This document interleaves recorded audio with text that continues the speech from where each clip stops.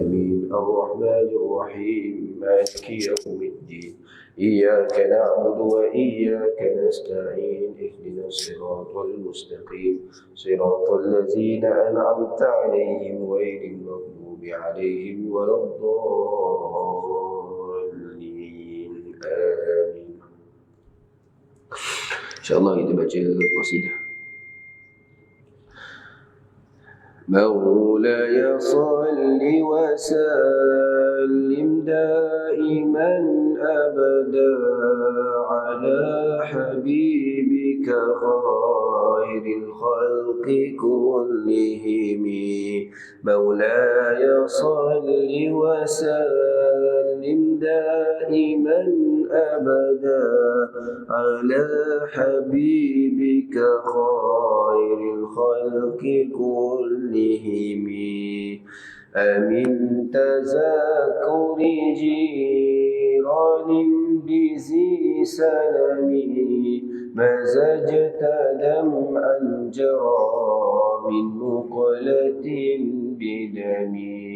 أم هبت الريح من تلقاء كاظمة وأومض البرق في الظلماء من إضمي.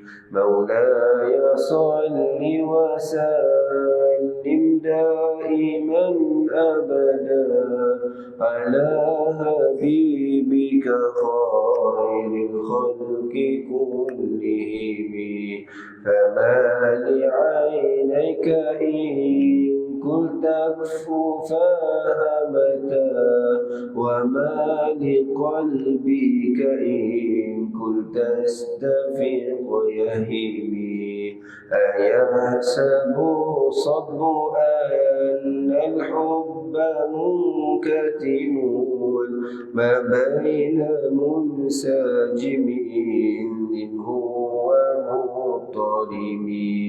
مولاي صل وسلم دائما أبدا على حبيبك خير الخلق كلهم. لولا الهوى لم تريق دمعا على طلل ولا أرقت لذكر الباني والعلم. فكيف تنكر حبا بعدما شهدت به عليك عدول الدمع والسقم. مولاي صل وسلم دائما أبدا على حبيبك خير الخلق كلهم. وأثبت الوجد غطي عبرة وضنا مثل البهار على خديك والعلم. نعم سرى طيف من أهوى فأرقني والحب يعترض اللذات بالألم. مولاي صل وسلم دائما أبدا على حبيبك خير الخلق كلهم. يا لائمي في الهوى العذر معذرة مني إليك ولو أنصفت لم تلمي. عادتك حالي لا سري بمستترين عن الوشاة ولا دائي بمنهسم. مولاي صل وسلم دائما أبدا على حبيبك خير الخلق كلهم. محبتني النصح لا لست أسمعه إن المحب عن الغزال في صممي إني اتهمت نصيح الشيب في عزلي والشيب أبعد في نسح عن التهم مولاي صل وسلم دائما أبدا على حبيبك خير الخلق كلهم مولاي صل وسلم دائما أبدا على حبيبك خير الخلق كلهم. بسم الله الرحمن الرحيم. الحمد لله رب العالمين والصلاة والسلام على أشرف الأنبياء والمرسلين سيدنا ومولانا محمد حبيب رب العالمين وعلى آله وأصحابه وأتباعه وأنصاره وأهل ملته إلى يوم الدين. سبحانك لا علم لنا إلا ما علمتنا إنك أنت العليم الحكيم ولا حول ولا قوة إلا بالله العلي العظيم. اللهم يا عليم علمنا من علمك ما ترضى به عنا ولا تؤاخذنا بما تعلم منا يا حليم. خلقنا بخلق الحلم يا عليم. حققنا بحقائق العلم. اللهم فقهنا في الدين وعلمنا تأويل واجعلنا من العلماء العاملين ومن الصالحين ومن أوليائك المقربين ومن دراسة سيد المرسلين سيد الأولين والآخرين. اللهم صل وسلم وبارك على مولانا محمد النور المذهب للنسيان بنوره وعلى آله في كل لمحة ونفس عدد ما وسعه علمك. آمين. أما بعد. Alhamdulillah, pertamanya marilah kita bersama-sama merafakkan setinggi-tinggi kesyukuran kehadrat Allah Subhanahu wa taala, kerana Allah Subhanahu wa taala telah menghimpunkan kita pada pagi yang berbahagia ini untuk melakukan ibadat ketaatan kepada Allah Subhanahu wa taala, dan seterusnya Allah Subhanahu wa taala mengurniakan kepada kita kelapangan, kesempatan, kesihatan, keafiatan yang dengannya kita dapat bersama-sama duduk mengambil faedah daripada majlis ilmu, ataupun yang lebih besar daripada itu adalah majlis pembacaan hadis Nabi sallallahu alaihi wa alihi wasallam. Jadi tuan-tuan dan puan-puan dimulakan Allah Ta'ala, kita sambung membaca terjemahan qasidah yang kita baca sebelum memulakan kuliah ini. Kita masuk pada perenggan ataupun rangkap yang terakhir. Kata Imam Al-Busiri radhiyallahu ta'ala anhu, inni tahamtu nasiha syaibi fi azalin wa syaibu ab'adu fi nus'in 'anit tuhami. Hakikatnya aku mencurigai nasihat-nasihat ubanku yang mencelaku itu. Curiga kepada apa? Kepada uban. Meskipun uban itu jauh sekali untuk diragui nasihat dan peringatannya. Nak kata Al-Imam Al-Busiri tuan-tuan nak bagi tahu kat kita, sekalipun uban dah memberi nasihat kepada aku. Apa maksud uban dah memberi nasihat kepada aku? Maksudnya sekalipun rambut aku ini telah dipenuhi dengan uban, tetapi kecintaan, kerinduan aku kepada Rasulullah sallallahu alaihi wasallam itu tidak pernah putus. Itu maksudnya. Kan di atas tu disebut, datanglah orang yang nak menasihat aku, kata aku ni gila lah, mabuk cinta lah, orang mencaci aku sebab terlalu kasih kat Nabi lah. Orang macam tu kalaulah dia tahu hakikat cinta kepada Rasulullah sallallahu alaihi wasallam, dia tidak akan mencaci aku, kata Imam Busiri. Kemudian Imam Busiri kata, walaupun uban aku dah bagi nasihat dah, uban dah banyak ni, dah tua dah, tapi cinta itu tidak pernah padam, tetapi semakin bertambah. Itu dia tuan-tuan. Inilah keadaan Al-Imam Al-Busiri terhadap kasih cinta dia kepada Rasulullah sallallahu alaihi wasallam. Al-Imam Al-Busiri ni tuan-tuan adalah murid kepada salah seorang daripada ulama yang besar, ulama hebat, iaitu Al-Imam Abul Abbas Al-Mursi. Al-Imam Abul Abbas Al-Mursi, beliau mempunyai 2 orang murid yang cukup hebat, yang insya-Allah kita semua mungkin pernah dengar lah kan. Yang pertama Al-Imam Busiri, ini mudah. 2 orang murid yang hebat, iaitu Al-Imam Al-Busiri, yang kedua Al-Imam Ibnu Athaillah As-Sakandari. Al-Imam Al-Busiri, Allah Ta'ala bagi kelebihan kepada beliau, beliau mampu mengungkap kecantikan, keindahan, kesempurnaan hakikat Rasulullah sallallahu alaihi wasallam. Itu kita boleh melihat Al-Imam Al-Busiri susun burdah.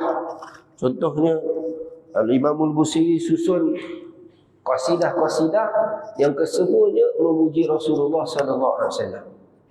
Ini spesialis bagi Al-Imam Al-Busiri, anak murid kepada Al-Imam Abu Abbas Al-Mursi.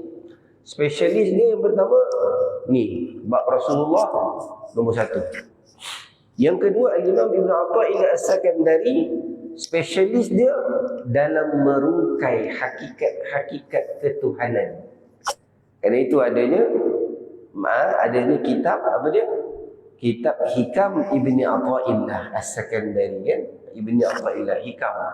Kitab Hikam adalah kitab yang membicarakan tentang hakikat ketuhanan. Jadi Al-Imam Abu Abbas Al-Mursi mempunyai 2 orang murid yang cukup hebat. Yang pertama, spesialis dia kepada bidang untuk Rasulullah. Yang kedua, spesialis dia bidang ketuhanan. Tuan-tuan, hebat Al-Imam guru beliau lah. Dan hebatnya guru beliau itu terzahir melalui kehebatan murid-murid beliau. Gitu tuan-tuan. Okey. Jadi tuan-tuan dan puan-puan Allah Ta'ala, selesailah kita membicarakan ataupun membaca sedikit terjemahan daripada matan ataupun qasidah Al-Imam Al-Busiri yang beliau sebut pada bab yang pertama di dalam burdah beliau.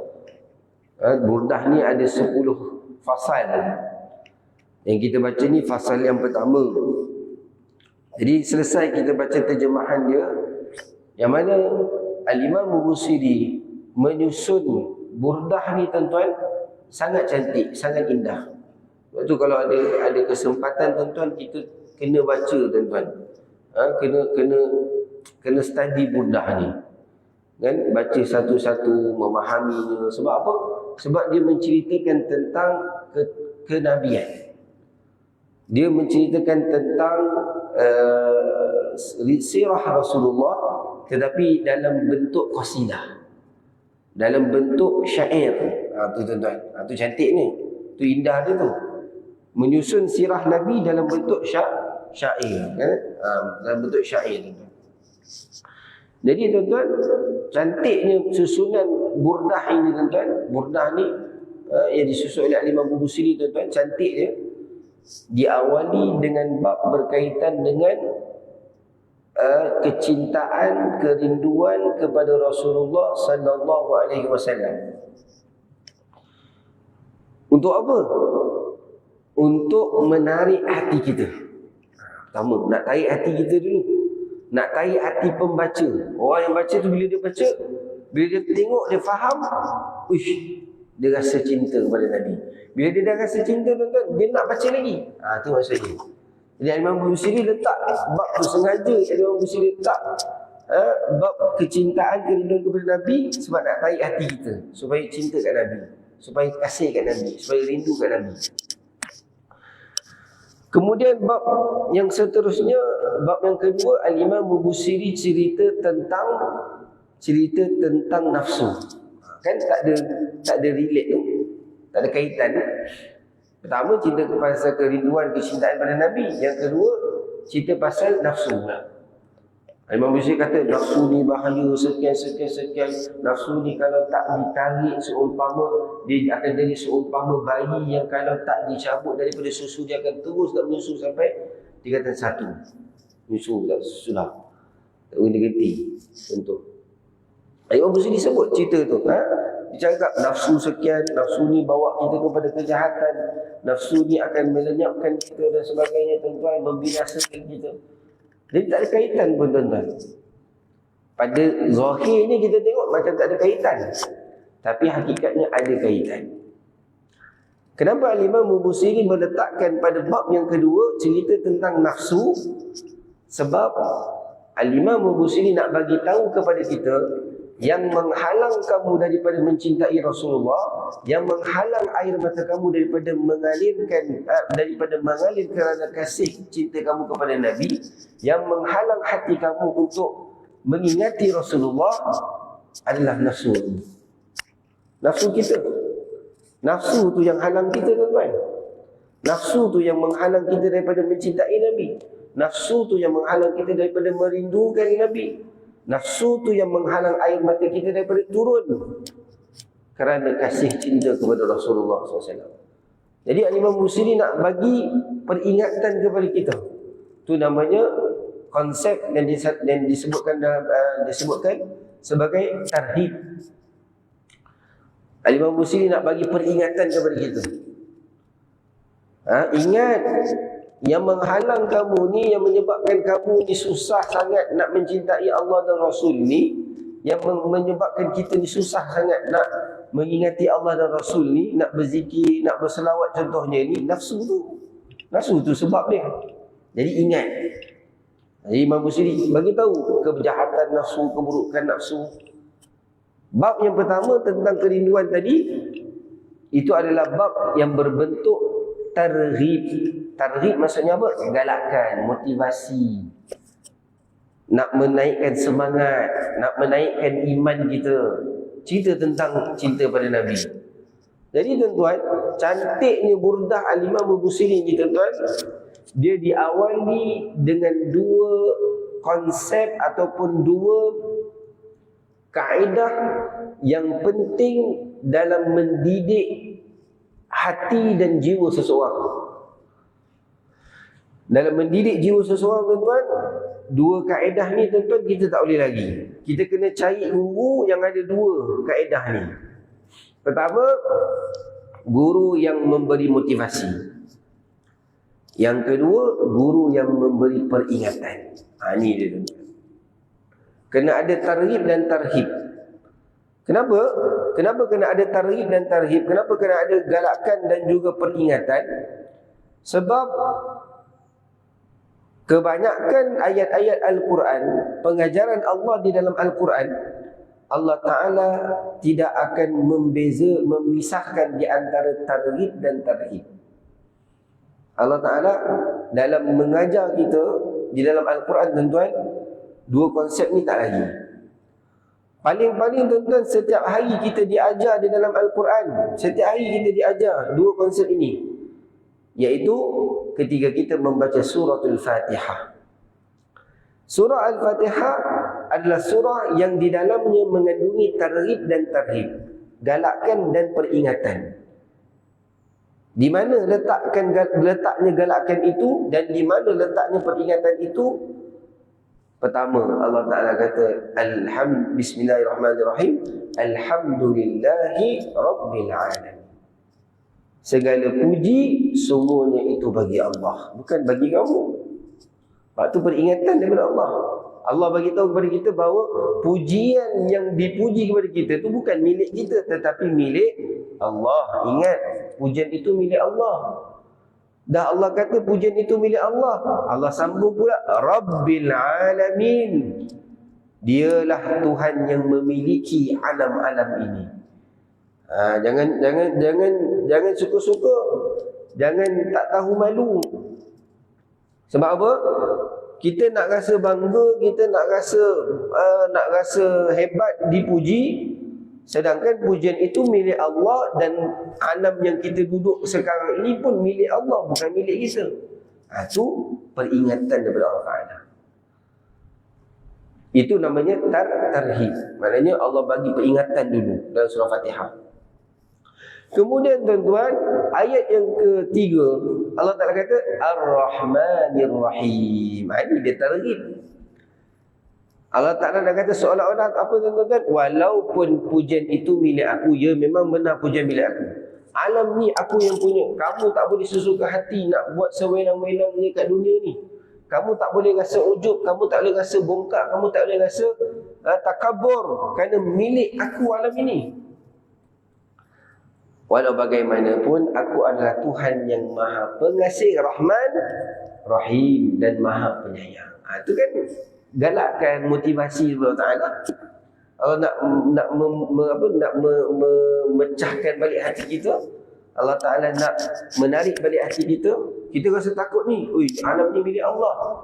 Tapi Allah Ta'ala kata, oh Allah Maha Pengasih, Allah Maha Penyayang. Dan pengasihnya Allah, rahmatnya Allah Ta'ala itu, Allah Ta'ala sebut pula dalam ayat yang lain, wa rahmati wasi'at kulla syai'. Rahmat aku itu meliputi setiap sesuatu daripada alam ini. Walaupun alam ini milik Allah, tapi pada setiap ruang-ruang yang ada di alam ini, pada setiap tempat yang ada di alam ini, pada setiap keadaan yang ada di alam ini, kesemuanya itu diliputi dengan rahmat Allah Subhanahu wa Ta'ala. Tak ada satu pun di alam ini melainkan semuanya itu diliputi oleh rahmatnya. Itu Allah Ta'ala nak lembutkan balik hati kita. Itu nama konsep targhib dan tarhib. Konsep ni tuan-tuan penting untuk mendidik jiwa kita. Nak didik jiwa tuan-tuan, kita kena ada dua ni. Kita kena ada galakan, kita kena ada ancaman. Maka begitulah Al-Imam Al-Busiri tuan-tuan menyusun cantik burdah beliau, diawali dengan galakan, kemudian disambung pula dengan ancaman. Tuan-tuan. Kerana itu tuan-tuan, burdah ini elok dibaca. Sebab apa? Sebab Al-Imam Al-Busiri telah meletakkan satu formula di dalam burdah tu. Beliau telah meletakkan satu rahsia ataupun satu ubat. Dalam burdah beliau ni, beliau dah letak ubat. Apa ubatnya? Ubat namanya ubat tarbiyah. Ubat mendidik jiwa. Ubat untuk mendidik jiwa. Yang mana apabila seseorang itu mengamalkan burdah, membaca burdah, insya-Allah hati dia akan terdidik. InsyaAllah hati dia akan terdidik. Anak-anak kita baca burdah, hati dia terdidik, tuan-tuan. Beli burdah, kitab burdah tu, baca. Dan Al-Imam Al-Busiri pula menyusun burdah ini dalam bentuk syair ataupun qasidah, supaya orang yang membaca dia seronok. Jadi bila kita baca ada lagu, contohnya tuan-tuan kan, kita baca fasal berkaitan dengan kerinduan kepada Nabi, kita guna lagu sedih-sedih sikit, nak tarik hati tu kan. Mula biar tarik hati dengan lagu, dengan gentak. Akhir sekali menarik hati dengan maksud. Itu yang kita nak. Mula-mula kita rasa macam Allah sedihnya. Sebab apa sedih tu? Sebab apa? Sebab lagu tu. Cuba saya bagi lagu rock sikit tuan-tuan. Baca qasidah tadi, tapi guna rentak lagu rock. Kita tak rasa sedih tuan-tuan. Walaupun maksud dia tu, bagaimana mengalir air mata, nak suruh hati berhenti daripada sedih. Tak boleh. Kalau kita guna lagu rock, tak sampai. Sebab tu kita guna lagu yang sedih sikit. Contoh kan, sengajalah. Macam tu. Nak mencari asbab untuk kita ni rasa menangis. Kita nak menangis susah, air mata ni ya Allah kering, kontak.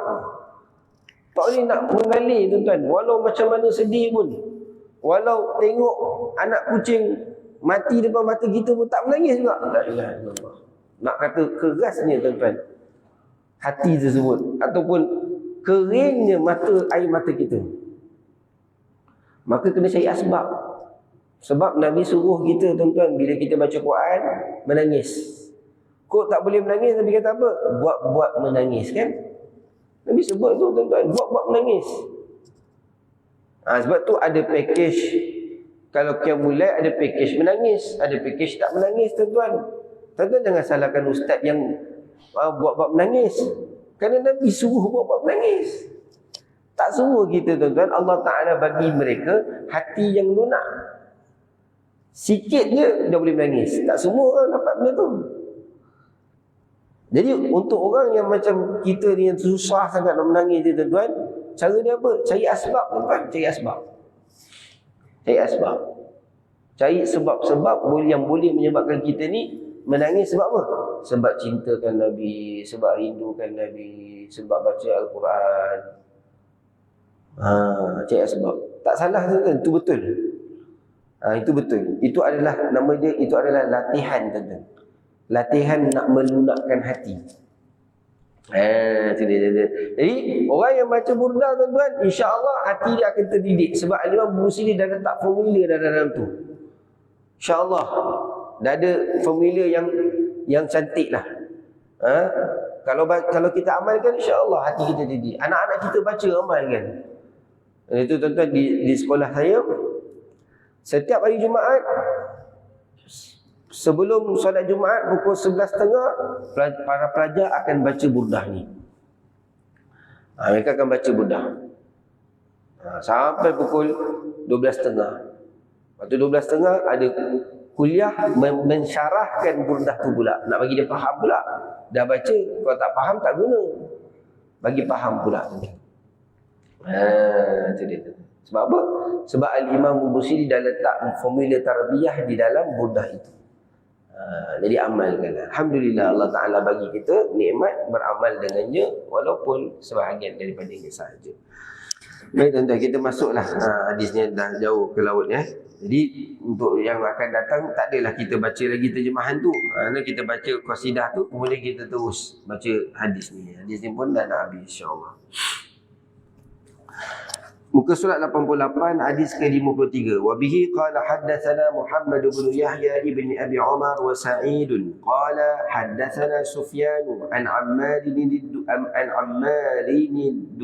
Nuhdi an Abi Salamah bin Abdurrahman an Ummi Salamah زوج النبي صلى الله عليه وآله وسلم قالت قال رسول الله صلى الله عليه وآله وسلم ما بين بيتي ومنبري روضة من رياض الجنة.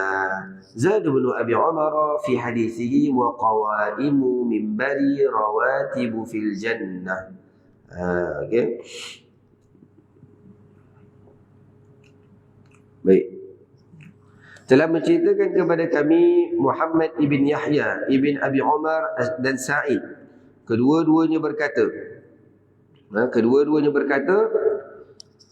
telah menceritakan kepada kami Sufyan daripada Ammar Ad-Duhni, daripada Abu Salamah ibn Abdurrahman, daripada Ummu Salamah isteri Nabi sallallahu alaihi wa alihi wasallam.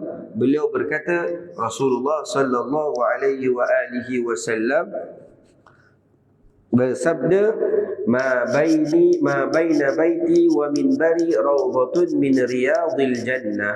Di antara rumah saya dan mimbar saya adalah taman dari taman-taman syurga. Di antara rumah Nabi dengan mimbar Rasulullah SAW itu tuan-tuan adalah taman daripada taman-taman syurga. Maksudnya di sini tuan-tuan ada dua maksud. Yang pendapat yang paling ada dua maksud tuan-tuan, dua pendapat ulama. Maksud raudhah di situ, maksud taman daripada taman-taman syurga, disebut oleh Al-Imam An-Nawawi. Pendapat pertama berbentuk hakiki, maksudnya di antara rumah Nabi dengan mimbar Nabi, Nabi kata taman daripada taman-taman syurga, maksudnya betul-betul dia adalah taman syurga. besok di dalam syurga. Dan di dunia ni, di taman syurga, maknanya di dalam syurga besok, kan, di antara rumah dan mimbar Nabi itu akan menjadi taman-taman syurga di dalam syurga. Itu maksudnya. Itu maksud pendapat yang pertama, pendapat hakiki lah. Maksudnya tanpa takwilan. Maksudnya Nabi kata begitu, begitulah maksudnya. Maksud dalam syurga besok, taman syurga dia adalah di antara rumah Rasulullah SAW dengan mimbar Nabi SAW. Dipindahkan ke syurga pada hari kiamat di antara rumah Nabi dengan mimbar Nabi SAW. Okay. Itu pandangan yang pertama. Dan pandangan yang kedua, tuan-tuan, okay. Dan pandangan pertama itu pandangan yang dipegang oleh salafus soleh lah. Tanpa takwil, mereka tak menakwilkan, tak memaksudkan dengan apa-apa maksud. Jadi pandangan yang kedua, yang dimaksudkan dengan raudhah itu adalah dengan maksud kiasan, majazi, bukan hakiki. Maksud majazi, mana kiasan, membicarakan tentang afdaliyah, iaitu keutamaan beribadat ataupun tempat tersebut. Di antara rumah Nabi dengan taman syurga dengan mimbar tu, ma baina baiti wa mimbari raudhatun min riyadil jannah, itu tuan-tuan. Dari sudut apa? Dari sudut rahmatnya, banyaknya rahmat, turunnya sakinah, tempat-tempat yang insya-Allah bila kita duduk di situ akan memustajabkan doa kita, akan menyebabkan kita insya-Allah menjadi ahli syurga. Dari sudut keutamaan. Okey, ini kata Al-Imam An-Nawawi bagi dua pendapat dalam membicarakan tentang hadis ini. Okey, dan pandangan yang paling masyhur adalah pandangan yang kedua lah, iaitu majazi. Yang hakiki itu pandangan yang tidak masyhur. Pandangan yang masyhur adalah menyatakan bahawa maksud raudhah di situ adalah kiasan. Maksudnya menunjukkan kepada apa? Kepada rahmat, kasih sayang,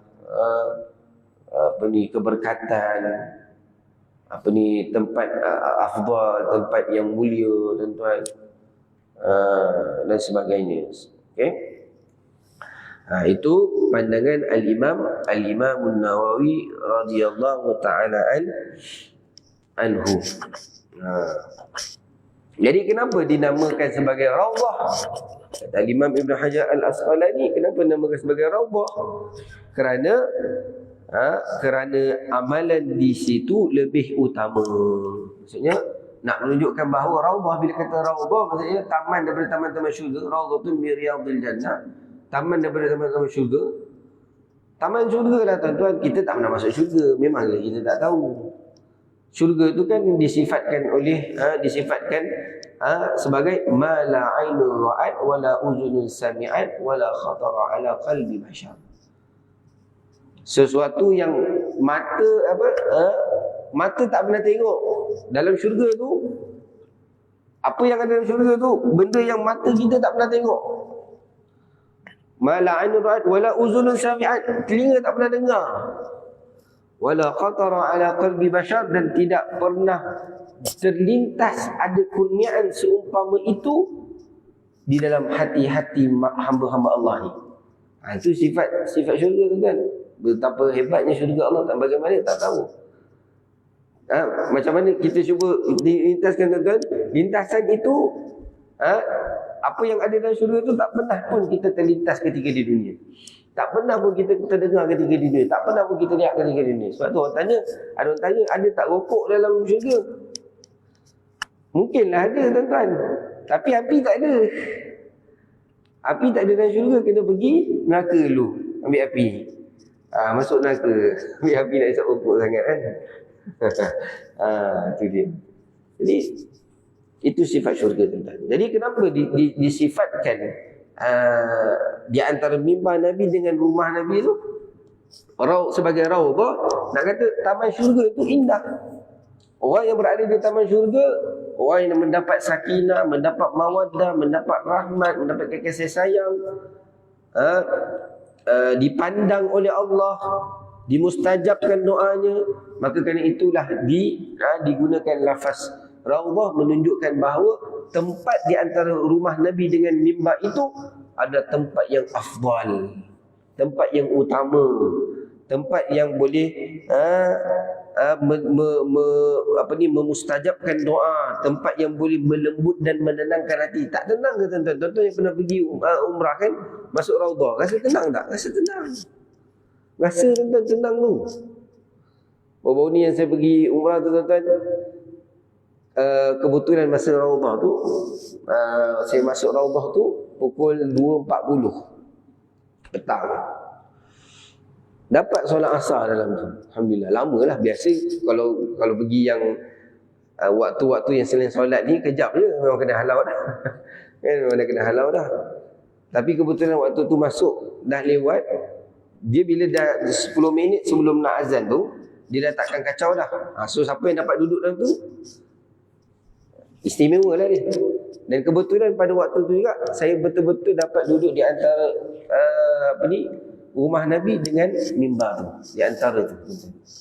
Seronok tuan-tuan, rasa tenang, rasa apa? Seronoklah tuan-tuan. Duduk di Raudhah. Kita kan rasa tenang.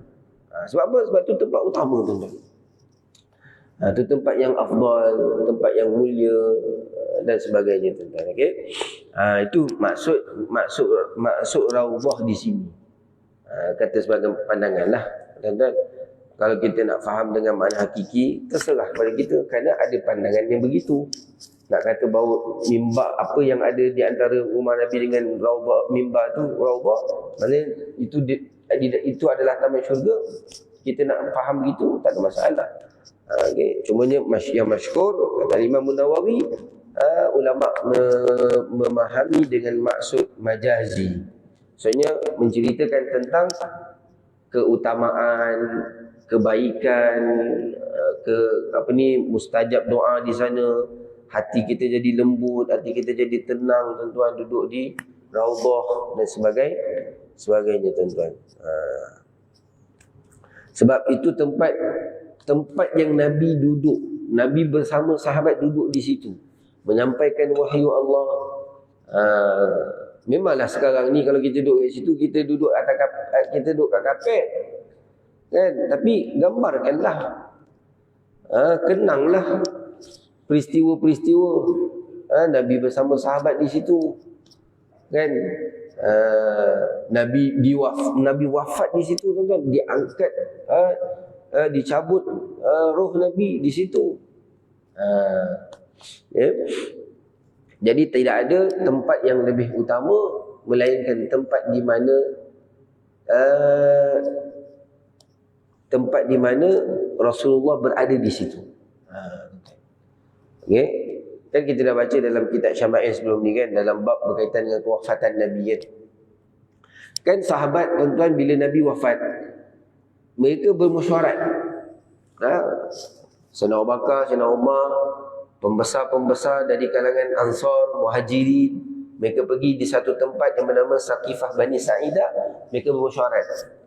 Mesyuarat tentang apa? Pertama, mesyuarat pelantikan khalifah selepas Nabi siapa. Penting pelantikan khalifah depan Nabi, sebab dia lah yang memberi arahan. Kalau tidak nanti umat berselaru. Pertama, pelantikan khalifah. Yang kedua, bincang mana nak dikebumikan Rasulullah. Maka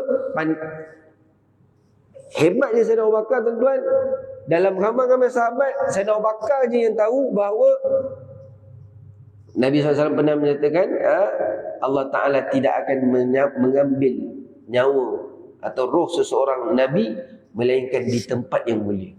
Kerana itu Sayyidina Abu Bakar mengeluarkan ijtihad bahawa hendaklah kita makamkan Nabi ini di tempat mana roh Nabi itu diambil oleh Allah, dicabut oleh Allah Subhanahu Wa Taala. Itu special Sayyidina Abu Bakar tuan-tuan. Semua tak tahu. Semua masing-masing pandangan lah. Kata bawa pergi Mekah lah dan sebagainya tuan-tuan. Jadi Hasan Basri kata, mana Allah Ta'ala cabut, di situlah dimakamkan Nabi SAW. Sebab Allah Ta'ala tidak akan mencabut nyawa seseorang Nabi, melainkan fi makanin tahirin, pada tempat-tempat yang suci, tempat-tempat yang diberkati. Maka kerana itulah di antara raudhah itu ada tempat-tempat yang suci, tempat-tempat yang diberkati, yang mengundang rahmat, mengundang kasih sayang, mengundang ketenangan Allah Subhanahu Wa Taala kepada kita. Begitulah. Kemudian Ibnu Abi Umar menambah dalam hadisnya, wa qawaimu minbari rawatibu fil jannah, tiang-tiang mimbar saya adalah pasak-pasak di dalam syurga. Pasak-pasak dalam syurga. Kami main. Ya, itu dia. Itulah kelebihan kan Madinatul Nabi, di dalamnya ada raudhah. Tempat yang mulia, tempat yang diberkati, tempat yang mengundang rahmat kasih sayang daripada Allah Subhanahu Wa Taala. Insya-Allah. Jadi segala itu dulu tuan-tuan, mohon maaf segala kekurangan, kesilapan dan kesalahan sebagainya. Moga Allah Taala ampunkan dosa kita, Taala berikan kepada kita kefahaman dan ilmu, istiqamah dalam beramal, istiqamah dalam ilmu, sehinggalah kita bertemu Allah Subhanahu Wa Taala dengan keadaan redha dan diridai oleh Allah Subhanahu Wa Taala. Bismillahirrahmanirrahim. Alhamdulillahirabbil alamin. Wassalatu wassalamu ala asyrafil anbiya'i wal mursalin wa ala alihi washabbihi ajma'in. Allahumma inna nastawdi'uka ma 'allamtana fadlu ilayna inda ajatina ila sallallahu alaihi Muhammad wa ala alihi wasallam. Alhamdulillahirabbil alamin. Wal 'afu minkum. Wassalamu alaikum warahmatullahi taala wabarakatuh.